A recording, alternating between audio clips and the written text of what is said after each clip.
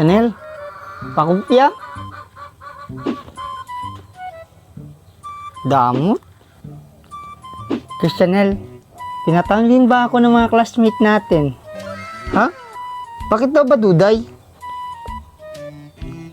Sabi nila, gayahin ko daw si Carlos Yulo para magkaroon ako ng 35 million. Ha? Eh, nakapalda ka. Gusto talaga nila makita ang andis mo. Alam ko.